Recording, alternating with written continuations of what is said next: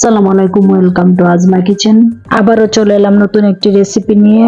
আজকের রেসিপি হলো ডিমের পোলাও। কিভাবে বানালে খেতে অনেক মজাদার ও টেস্টি হয় সবই থাকবে আজকের ভিডিওতে। প্রথমে আমি এখানে নিয়ে নিলাম 1/2 কিলো পোলার চাউল। আমাদের আঞ্চলিক ভাষায় পোলার চাউলকে বলা হয় হাঁসার চাউল। এখন আমি চাউলগুলোকে ভালো করে ধুয়ে নিব যতক্ষণ না চাউল থেকে সাদা পানি বের হচ্ছে। দেখুন চাউলগুলো কত সুন্দর ধুয়ে নিলাম। এখন বিরিয়ানির জন্য একটি পেস্ট বানিয়ে নিব। প্রথমে আমরা নিব অল্প পরিমাণে আদা, 2টি কাঁচামরিচ, 3 থেকে 4টি রসুনের কোয়া। এখন এগুলোকে শিলপাটায় বেটে নিব। এখন আমরা ডিম পোলাওয়ের জন্য 4টি ডিম নিয়ে নিলাম। ডিমগুলোকে আমি আগে থেকে সিদ্ধ করে নিলাম। এখন ডিমগুলোকে আমরা হালকা ভেজে নিব।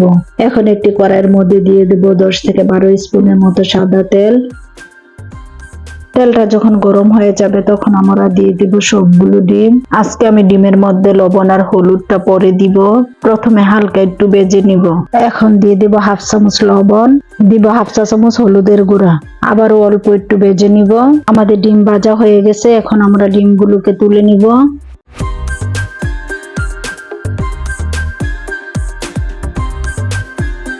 একই তেলের মধ্যে দিয়ে দেব 1 কাপ পেঁয়াজ কুচি।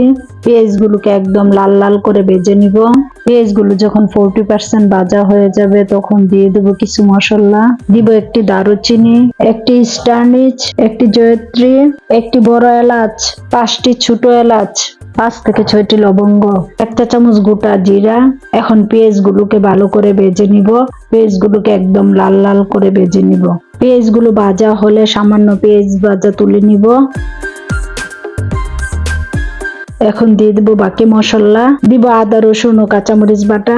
মশলাগুলোকে ততক্ষণ ভাজবো যতক্ষণ না কাঁচা গন্ধটা চলে যায়। সাথে দিব 1 চা চামচ মৌরি গুঁড়া, 1/2 চা চামচ ভাজা ধনিয়া গুঁড়া, 1/2 চা চামচ ভাজা জিরার গুঁড়া। দিব 1 চা চামচ লবণ। আবারও মশলাগুলোকে ভালো করে ভেজে নিব যতক্ষণ না পর্যন্ত মশলা থেকে তেলটা বেশি উঠবে। সাথে দিয়ে দিব 2 টেবিল চামচ টক দই।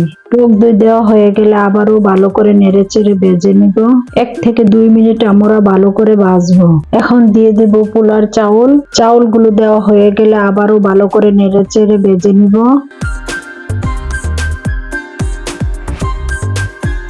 চাউলগুলো ভাজা হয়ে গেছে। এখন আমরা দিয়ে দেব 2 কাপ পরিমাণে পানি।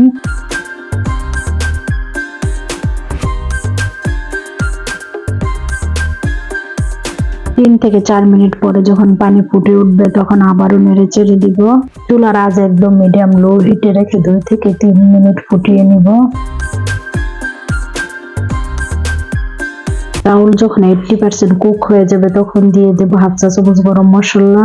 গরম মশলাকে আবারও ভালো করে নেড়ে চেড়ে মিশিয়ে নিব।